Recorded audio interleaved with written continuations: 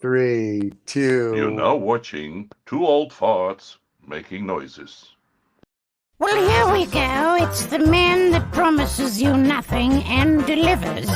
It's the veritable man motor mouth.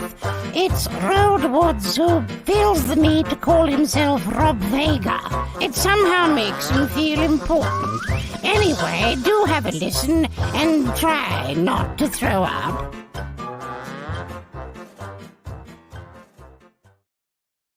You know, you don't get that kind of advertising. Oh, look at this picture. You don't get that kind of advertising everywhere where someone says, I want you to listen to a show, try not to throw up. Or in polite company, we say regurgitate. Throw up. Yes. It's very good advice. And what did you think of your son's coronation? It was spectacular. It was a spectacular pile of BS. That's what it was. There you go. Yeah. The Queen is with, and then they had the Grim Reaper. I saw a picture of some guy. They called him the Grim Reaper, and I was like, "What the?" That was too funny. Well, okay, so we can tinkle in the water and figure out what we want to do. I mean, we can talk about that. The whole Yes. it's on my Coronation? list here. My list Okay. says what's that one? Oh, here it is. Here we go. Is the monarchy? I know what Dave thinks, but you know, is the monarchy still relevant? Do they pay their way? Should they be there? I don't know. It's a bit of a sunset topic. I don't know. It's fairly relevant. Wow. My So wife it's only said- relevant if you're part of the Republican Party in the UK. Then it's pretty It's only relevant. what relevant? What? Yeah, It's only if you're relevant. part of the Republican movement in the UK, then it's very relevant. I don't know. I think Because it's they- relevant to everybody in the UK. I mean, is it an organization? Is it a what do they call it? The firm or whatever? Is it? How relevant is it? I'll tell you what. All right. I'll quickly get the water going here. Yeah. I'm not anti it, but I also found the whole idea of an elected leader, although actually in the UK the prime minister isn't elected, so bang to that one. But let's pretend for a minute he's the face of the people that were elected. Are we okay with that? Okay. Yes. So he's the face of the people that were elected. He's not actually elected. All right. So that person, whoever it is, gets the bang of the people, the mandate of the people. Well, he actually gets the mandate of the House of whatever. And is it relevant for that person to have to go bowing before some 1,000-year-old symbol for some reasons of validity? Okay. Is that relevant? Or that's the first thing. Or should perhaps, because people have said the monarchy, pays their way. They're a big tourist attraction. I don't disagree with that. But one has to question, what sort of legislative power should they really have? Can't they just still be Symbols.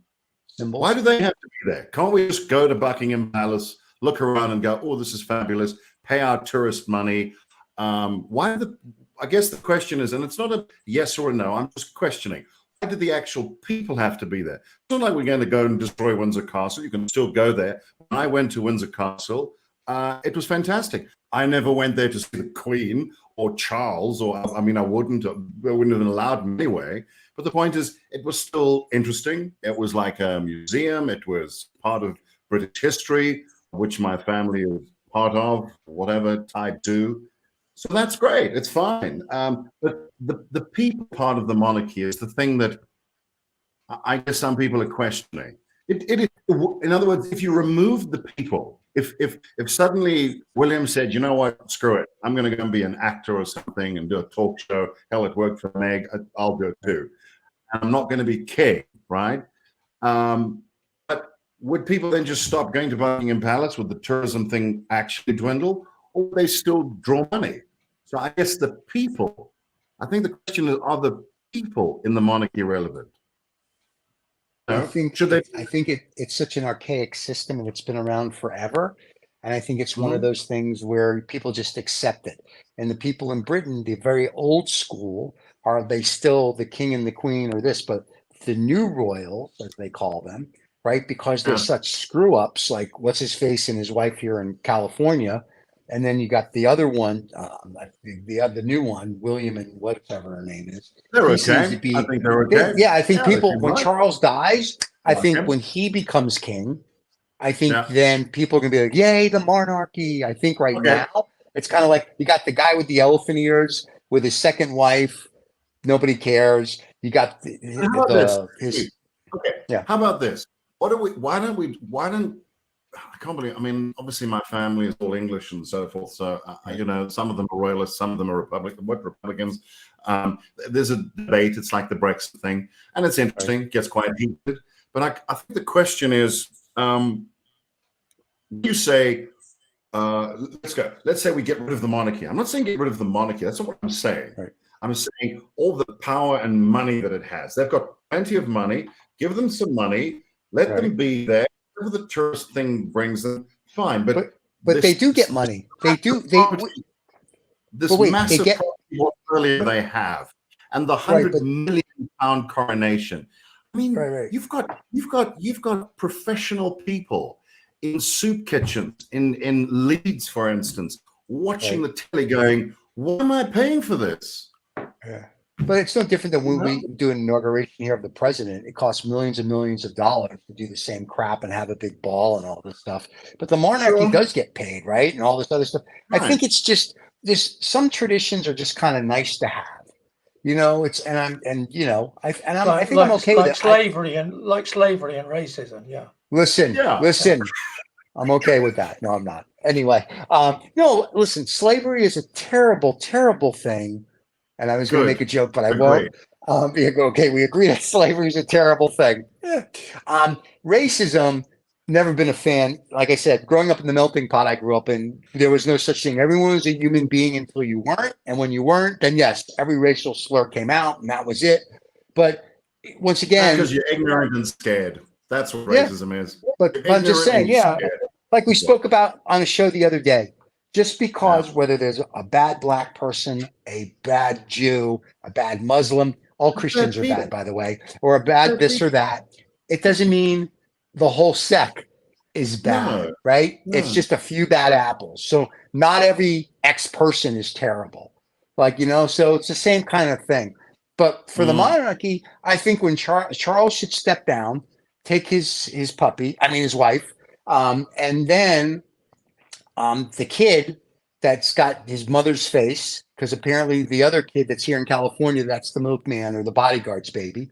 But this guy, the prince, and then the kid that looks like his mom, I think if he and his wife, they seem to have, a very old school, dignified, like they get it. I think having them be king and queen, I think the popularity then of the monarchy will go up.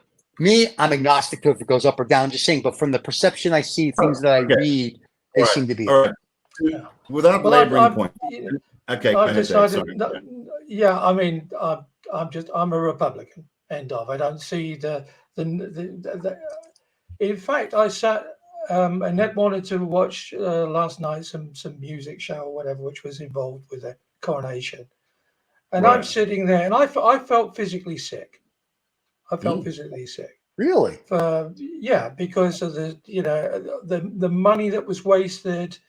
The whole idea that I'm supposed to feel really happy to grovel down to somebody because they tell me that they're better than me.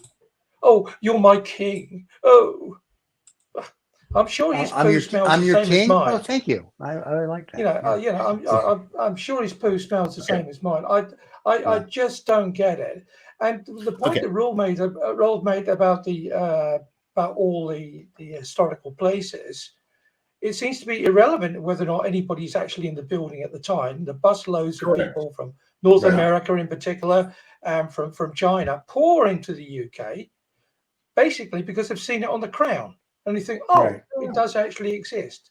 So, the institutional monarchies, the mafia, the family that's been, we say and you do for the last 1,000 years. No, it is fundamentally wrong. But other than that, I don't have a point of view. Okay, well, that's all. No, so all right, I just want to be clear. I'm keeping this very open. It's not. I want people to express an opinion. That's the point of it. I don't want to jump either way.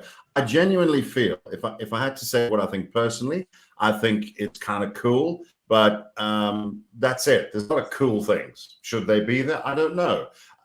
It seems a very expensive cool thing. They seem to have a massive property portfolio, which I don't know what that's all about. They seem to have a lot of things which I'm not sure they should have. That's just my opinion. And that's just my opinion. I'm saying the monarchists, and my mom was one, big monarchist, and she said, you have to realize that the royal family bring in millions or billions of pounds a year into the UK economy. Okay, let's say for a minute that's true. Why does it? Is it because people have come to see Charles and Camilla, or Liz, or Will and Kate, or they just want to see the castles and all the bits and bobs and the history connected to it? I'm not sure that the people per se need to be there. I think Will and Kate are very cool. Maybe they could have some downscaled role. They could just do like public appearances. In other words, be proper public servants. So actually do what I thought was supposed to, what I thought that the modern king is supposed to do. In other words, almost be a representative of the UK. Just go around and tell people, come spend your money. The UK is wonderful, whatever.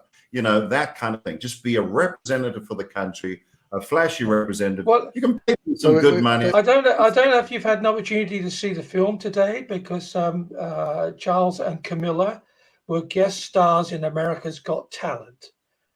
They all of a sudden, because Dave, come on, Dave.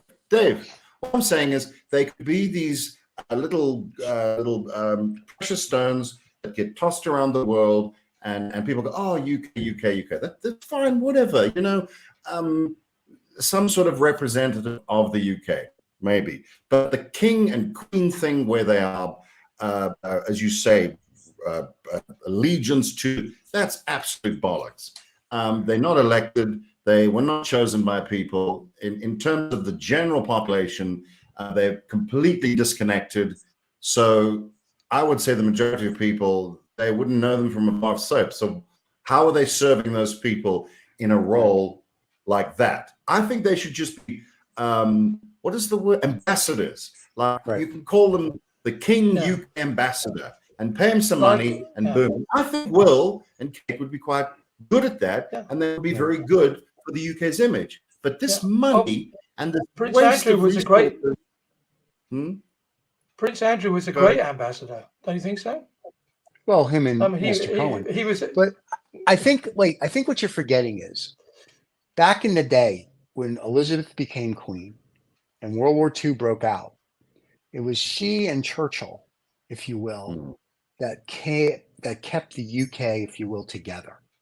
Right. So I think it was the American army, to be honest. But that's but the people, the UK people, like the people there with the radio addresses and whatnot. I'm not talking about whatchamacallit. I'm not talking about, go beat the Germans up, right? I'm just talking about one specific. I think the morale was because of that and the prince and the whole thing, right? So I think there's a lot to it, but times are changing. And to answer your question, how they own the property is because when they conquered the land in 1036, they took the land and they did freehold leases, and now they make. I think I read an article when she died.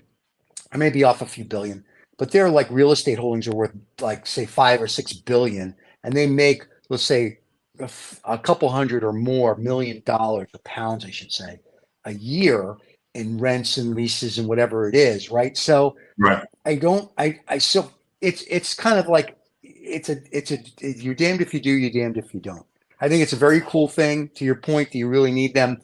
Probably not, just like the other countries that have it. However, they've got it. It's probably not going anywhere. And if they go, we don't want you to be our king and queen anymore, then you've got to worry, I guess, about Denmark and Sweden and all this others, right? So they're here. Let them be here. The other monarchies don't seem to do anything. Like the Prince of Monaco, he's the smartest one of all. He made a tax-free haven. People love him, and that's it. And that's if the UK was smart. I was reading an article the other day that said the EV manufacturers are like, the taxes are too high. You can't build a plant in the United Kingdom, yada, yada, yada. If you really want to be a good king or queen, do what the Prince of Monaco does. Make it tax-free. Let all the trillionaires move there, and you'll have no problems. But, he's not allowed to say anything about the laws of the past. He has... apolitical. Has to be apolitical. They are presented to him because it was part of the Parliament Act.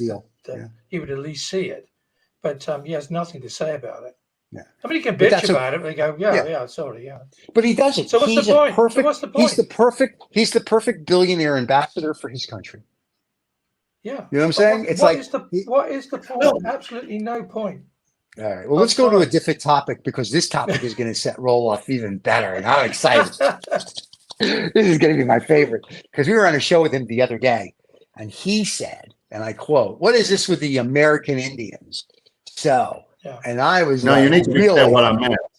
Okay, yes, so that's what I want to. That's why I want you to explain American Indians. Okay, I have no beef with that with them, but the beef I have. Well, let me just give whoever's watching context. So the context, the issue I have is there is a country called India. There it is. And the people that live there, those are Indians. And they've been around for centuries and whatever. Okay. And then Columbus got lost or whatever and thought, oh, here we go. And branded the people that he found. And I mean, I'm really keeping this brief here. Branded the people, oh, these must be Indians. And clearly they were not. Okay. And were a whole different kettle of fish in terms of people, what they were about. They were nothing like Indians. And I understand the confusion. You know, they didn't have nav, they didn't have satellites. He got lost and he thought, and there was some confusion. And then he noticed they had this sort of red tinge to their skin, which, okay, whatever. And then the red Indian thing came in, which was even more weird. And that's fine. That was not fine, but it was then. But it's 2023. We own globes. There's mine. We know where India is. We know that these people, this group of people, have got nothing to do with India. And yet, there is still this thing in America about India. When I first got my first work visa for the US when I lived there, my attorney used to do pro bono work for Native Americans, the Sioux and the Cherokees, and he woke me up to this thing. I was getting woke about this. Look at you. Look at that. And he said it was a bone of contention for him, this particular issue. Certainly the misnaming of this entire group of people, and also what had been done to them, the way they had been literally rounded up and stuck in little pockets of land. And he educated me and enlightened me as to some of the history of North America and what had happened and so on and so forth. And ever since then, I've always found it fascinating, particularly when I lived there. I would drive up through upstate New York and you'd see Indian reservation. You go, there are no Indians living here. And yet some of the people even living there even call themselves that. It's just bizarre to me. It's not an attack or a judgment. I just find it really odd. It's weird. Right. It's like they discovered Europeans. Imagine if the people from Africa had got in their boats, gone to Europe, and they were actually looking for, I don't know, the Australians, and they called them Australians instead. They got lost. That's what happened. Right. But that was 400 years ago. 600 years ago. Things have changed. Get rid of the name. Well, come on. Yeah. Well, I will say one thing with Native Americans. So when we were kids, we'd play cowboys and Indians, right? That's what we would play because we were kids, right? You don't know any better. Then as they changed it to Native Americans, I was like, interesting. But my thing is, and I've never asked, and I probably should. I met the chief of the Seminole Indians, or the Seminole Native American people, and I never asked him. But I should have asked him, what did you guys call yourselves before the white people came? Like, correct. You didn't call yourself right. You didn't call yourself Indian. If someone's watching this and you're of native descent, if you could tell, I would love to know what the Native Americans. I'm sure they didn't call themselves Native Americans because we were in America, right? I'm sure they didn't call themselves Native. So what did they call themselves other than human beings and people? Got that? But what were you? And I don't know if they were anything because they were. Well, they can't be American. It was just a piece of land, right? So they're but not they were, Americans. they were, They're not, so what they yeah, were they're then, I Indians. think they were the Sioux. Someone goes, what are you? They probably, I'm Sioux, I'm Comanche, I'm this. And I think they called themselves by their tribe name. So I never asked the guy from Oh, Seminole yes. that when I met him, because it never dawned on me to ask, but I would love to know before we came and screwed it up, what it was, what they called But you see, themselves. but you see what is extraordinary to me, and I must preface this by saying I know something. I don't know all of it, of the history Right. of the Native American people. But I just find their history absolutely fascinating. They've got some amazing genetic things about them. Like one of the things, I don't think the men bald, for instance. It's they don't subscribe to land ownership. The land is for everybody. They seem to integrate very well with the land. They have this. Not anymore. Well, yeah, but who faults that? You know, Yeah, and they were doing fine. And then the white men came along and said, "Oh, so you don't believe in land ownership? You're not going to believe this. We do. Piss off." You know, Right. and they obviously didn't have the weaponry or didn't understand that. And I don't know this. They didn't understand what these Europeans were about in terms of this land grabbing and whatever. They had just been there. The land and them, they were just there. There was none of this situation where I own this piece of land and then I remove your access to it. I think that's what my friend explained to me. He said there was never that understanding. Land was for everybody. So they moved around. They would that's how they worked. And then we came along, the white men came along and messed that all up. And look, I don't know what the situation is now. Oh yeah, and then said, "Hey, why don't you run a casino?" I mean, wow, can you spell patronizing? And it's just it's I don't know. I've been watching this series. Yes, it's a TV series. It's probably completely off the mark. But the guy who put it together, a guy called Taylor Sheridan, it's Yellowstone, and he one of the reasons why he created the show was he said, "I'm absolutely mortified and embarrassed by what the Europeans and white people have done to the Native American people, the way we've treated them, with the way we've just totally disrespected who they are, their culture." And now in 2023 or 2018, when he started the show, he just wanted to put something on television that just woke people up to that, and obviously with a bit of a soap drama aspect. Still, I don't know. It's a fascinating history. So, yeah. Well, I will say one thing: one of the things that really fascinated. One of the things that really fascinated me about the genocide that took place regarding Native Americans is that for some reason or another, the white settlers were unable to beat them concisively in battle, and so they put a bounty on all bison, and there was these wonderfully depictive photographs. I mean, wonderful that the way that the photograph is taken, not the subject matter, of mountains of dead bison. Which of course was what these people lived on, and they were nomadic and they moved around. So the way that the genocide started was to deprive them of any form of comfort, whether that be food or shelter or whatever. Absolutely shocking. And I say as a Brit with a history of with blood on my hereditary hands as well. So can I just say this? It's almost. Look, they're not the same people, but what is interesting is there are parallels between the Native American people and the Khoisan people. Some people call them the Bushmen, but that's not the greatest word for them. They're the Khoi people of Southern Africa. They were these nomadic people, interestingly enough, who also had this relationship with the land, the animals, with the environment, which in a way is what the Native American people used to have as well. They didn't believe in building stuff because it was what was explained to me that they weren't about permanently impacting the land.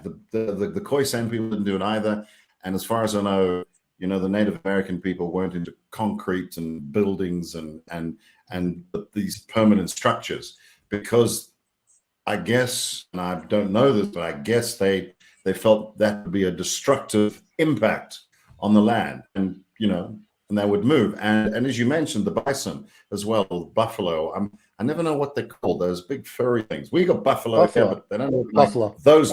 They don't look like those buffalo. Right. Buffalo. Okay. But I'm just saying that the buffalo you get in Africa look nothing like the buffalo you get there. But anyway, same kind of creature, except those look like quite woolly.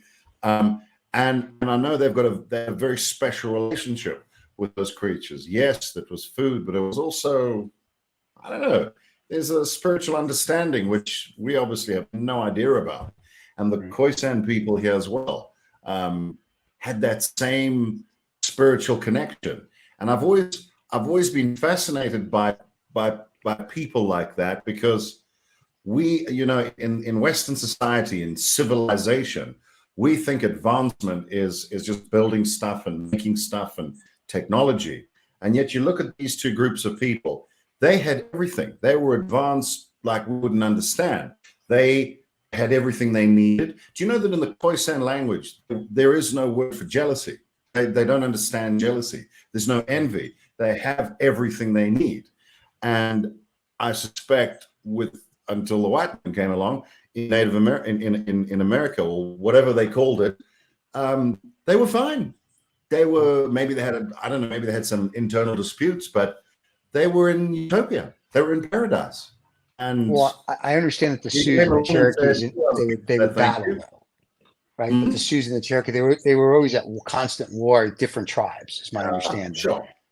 But I'm just saying, but I think, but to your point, though, they were on utopia. Yeah, they didn't need it. I will say, though, when they gave them smallpox blankets, you know, like, here, we're going to help you. And they gave them the blankets full of smallpox, and it killed half of the population.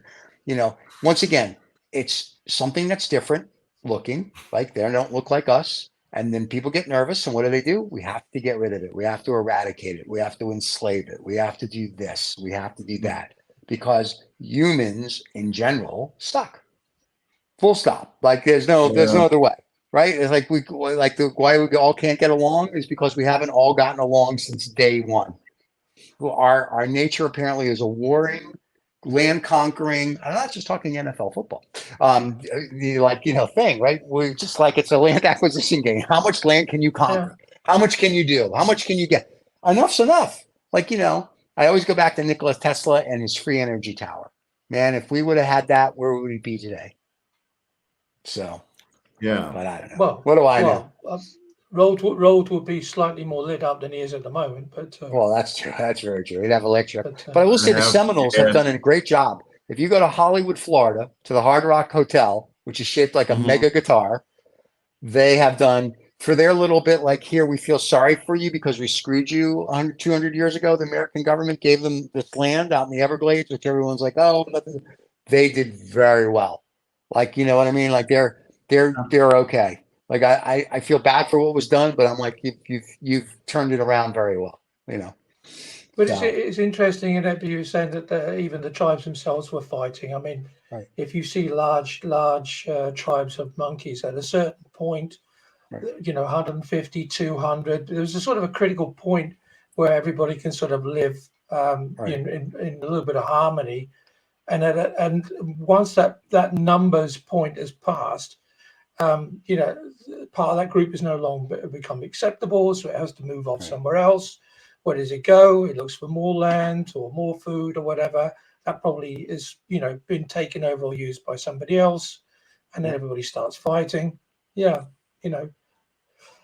I always say it. We just shave monkeys. You know, that's or you know, rugby. The NFL. That's a land acquisition. The NFL is nothing more than a glorified land acquisition game.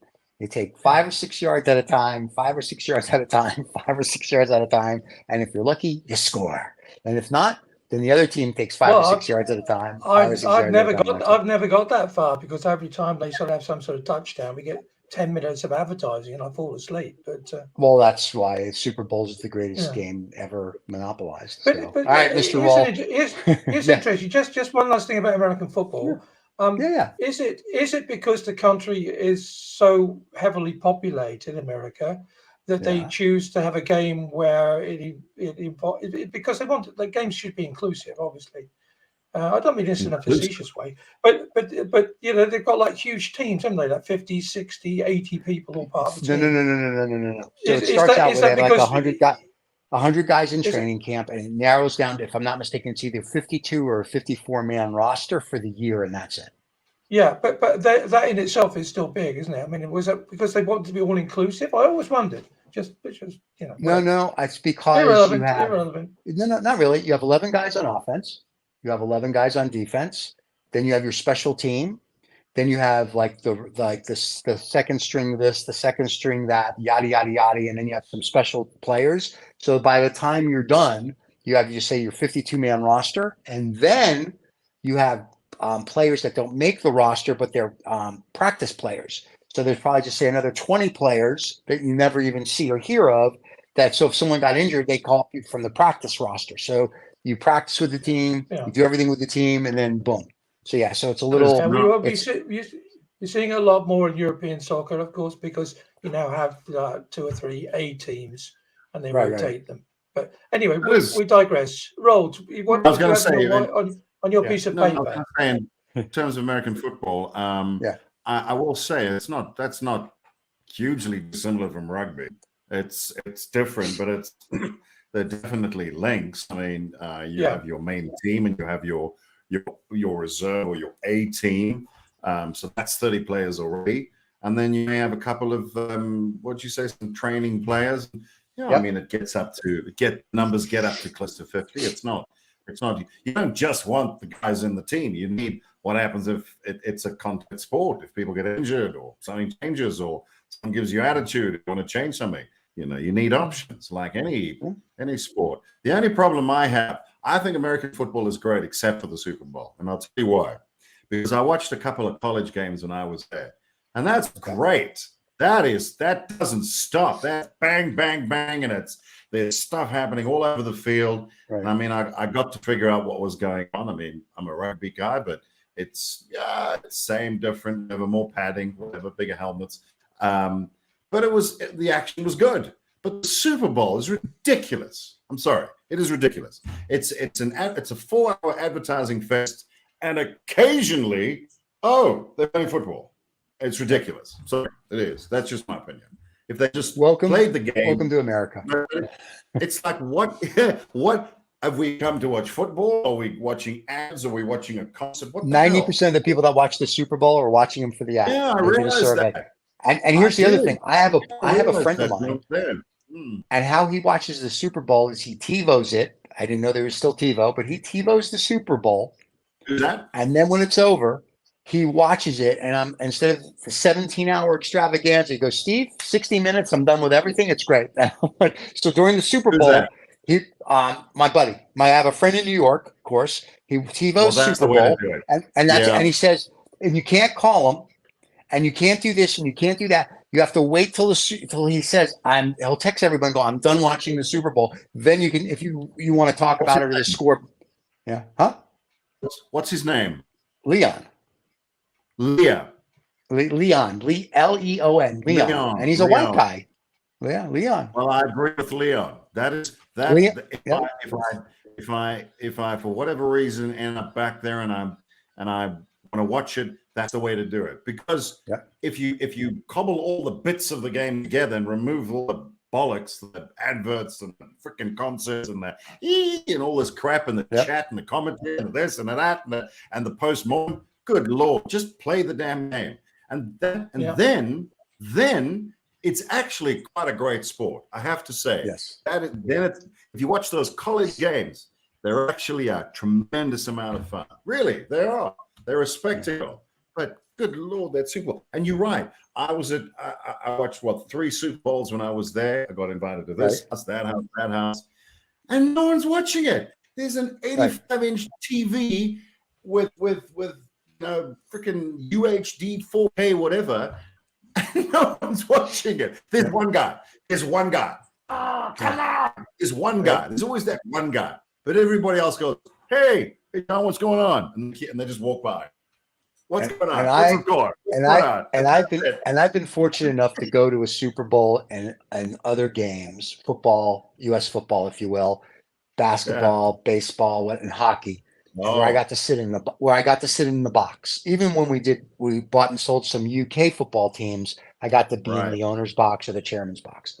And this is what I found funny. In the United States, when I'm in the box, first of all, the only stadium whose boxes are perfect, the owner suite boxes, is the San Antonio Spurs basketball team, because the boxes are close enough where you can actually see the court. Everybody else's boxes, you have to watch the TV in your suite, because if not, there's little ants running on the field or on the court. Now, that being said, the funny part about all this, whether it's a Super Bowl or whatever, when I'm in the box, we're more interested. We'll sit in the couch, we watch the TV, we eat the food, we have a private loo. Nobody really cares what's going on out there. It's like, oh yeah, did you try this? I mean, so like half it's over, and I'm like, oh, the food was delicious. I mean, like, it was great. When I go to a San Antonio Spur basketball game and I'm in the box, I'm very engrossed, because literally I'm maybe 20 meters away from the court. I can see the players. They can see me. And, and I'm like, wow. When I did some football teams in the UK where we had to buy or sell them, and I would sit in the box, their boxes, once again, far away, but the station that they didn't have the upgraded with TVs. So it was like, what's going on down there? So it got to a point where it's like, all right, we're going to have the box. In Ireland, I forget their national sport where they run around with a stick and beat you up. We sat with the chairman and the owner's box. Okay, thank you. We did that. And once again, we ate the food. We watched a little bit of the game, but everyone's just talking and so like everyone, oh, did you see that? I'm like, well, I don't know. So I commend, if you will, not that anybody cares, the San Antonio Spurs, because their stadium is small enough where it's intimate enough that if I'm in a box, I enjoy it. To your point, and the point of all this is the Super Bowl or any of these events is a social event. And what I found was Super Bowl or non-Super Bowl, if you go to a box, unless you're with diehard fans, then it's really in a social event, and the excuse to have the event just happens to be at a sporting event. And that's what I found. It's like I would be like during an NHL game, this is great, I'm watching, and they'd be like, but did you try the champagne? Did you try this? I'm like, but I'm watching the game. But did you try this? So the burning question is then, would you have gone to the coronation if you had a box seat for that?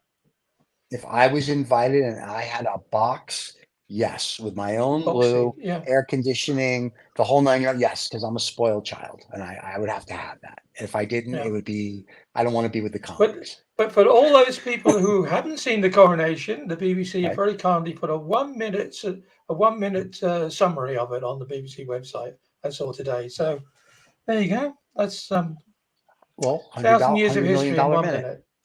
Yeah, that's about right. And the way they're teaching history today in schools, that's about what they're teaching, about a minute worth of history.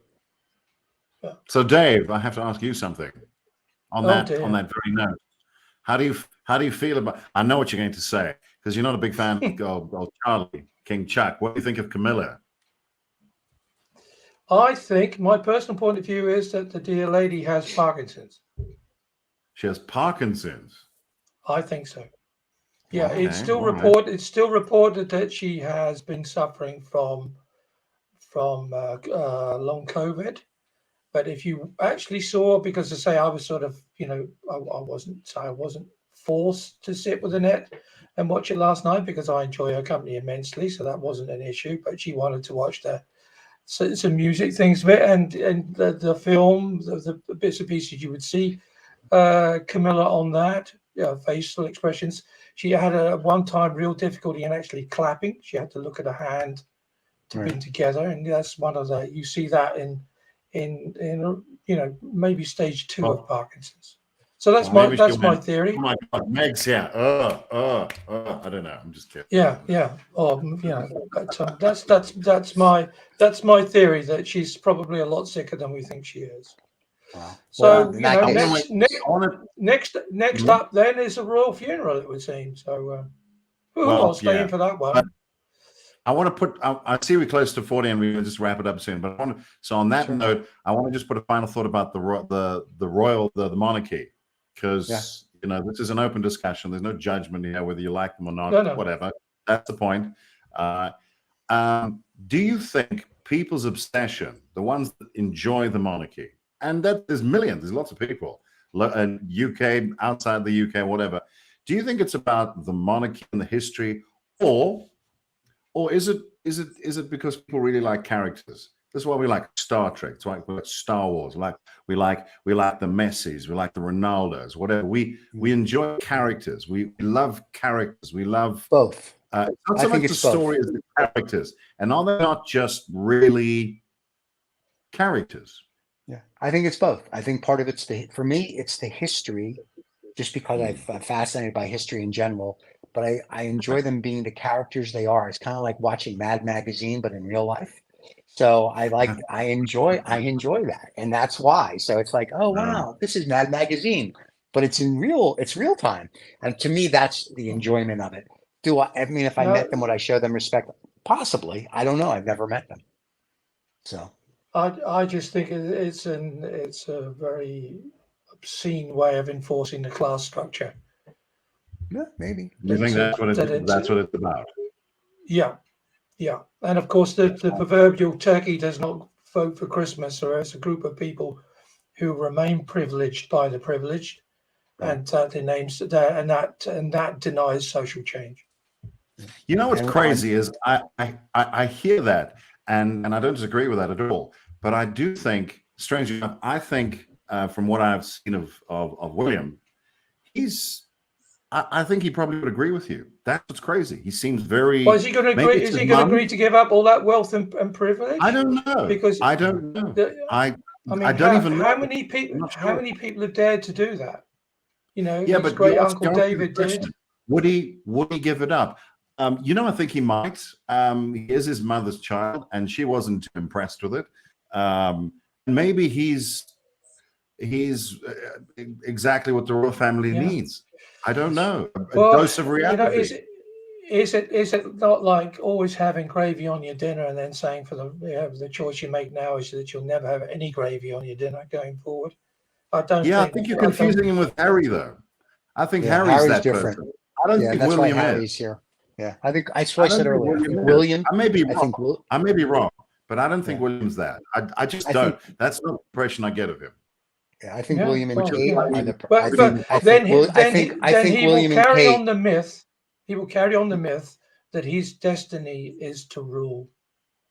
No. And that by default means he feels superior. He feels that God has chosen him. No, I don't think so. His father feels, as his grandmother did, that God chose them to rule over. Which God? I'm not sure that's William's story. The rest of us. Yeah. I'm not sure that's William's story. I think. Well, let's get William on next week, and he can answer that question. Let's get him on. Let's get him on, guys. We're going to call William. Yeah. William, if you're listening, and can you just reach out to Kate as well? We'll have her on. That'd be great. Yeah. It would be great. The whole family. Yeah. And hopefully I'll be on the next show, and I won't be in the Tower of London. Unfortunately, our time today has come to an end, and we're going to miss you. But we will see you on May 31st. So we're very excited about that. Yeah. So thank you for today. Thank you for these exciting topics. Yeah, thanks, Roll. I mean, you left feelers on all this stuff, which is great. I love it. It's great. And Mr. David, do you have an ending that you'd like to play? Unfortunately, I do, Stephen. Don't forget to subscribe and like. Make comments below, everybody. We'd love to hear your thoughts. And if you're an American or Native American, we'd love to have you on the show. Thank you so much for listening to this Road Woods, Rob Vega, whatever the hell he wants to call himself, fellow. This podcast thing, it makes him feel very important, and he's a difficult fellow as it is to deal with. So thank you so much for putting up with him, and do take care.